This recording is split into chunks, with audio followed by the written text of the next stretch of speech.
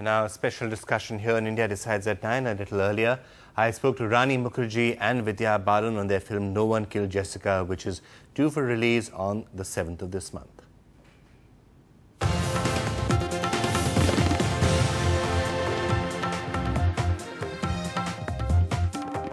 No One Killed Jessica releases this Friday, and we have Rani, Mukerji and Vidya Balan with us here in the studio.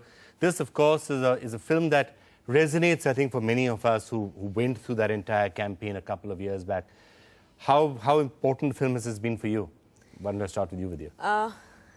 Extremely important in the sense that, one, just as a citizen, I think, as a student, as a girl, one has followed the case through since 1999. I remember being part of a signature campaign in college, and we thought we were doing our little bit, you know, for justice for Jessica. So in that sense, you know, it was a kind of culmination.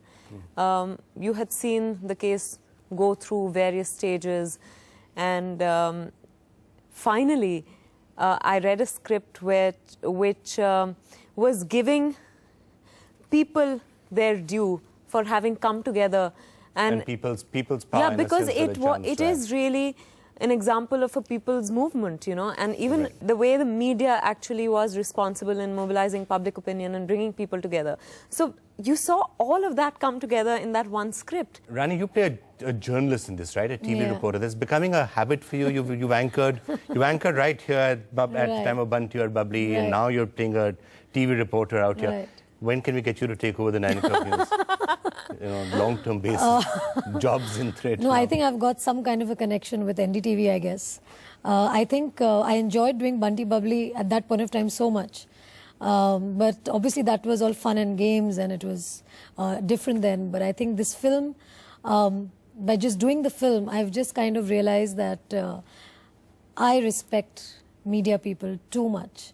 And especially people who do the investigating kind of reporting, the crime reporting. I think their day-to-day lives deal with a lot of danger to their lives, and yet they take it up. And they leave their homes just wanting to investigate, just wanting to report to the people what's happening in the country. And I think it's a very, very fearless job. You have to be really brave to be in this profession. And you would normally not... You're seeing that expression on my face, and who you're talking about. You know, a lot of crime journalists, you know, because the way they report on the field of crime, or, you know, they have to go to these really weird locations to basically just investigate or probably just cover the incident. And those are the places that we normally would not like to go to. And we live in our living rooms, and we see it from our living rooms thinking that, oh, it's such an easy job.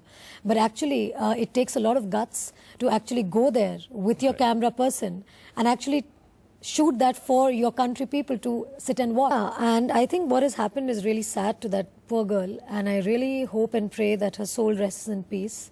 You know, just to know that in our country, you know, kids, you know, losing their lives at such a young age, and, you know, just not Aarushi, there are so many other horrific cases that you get to hear, and it really saddens you.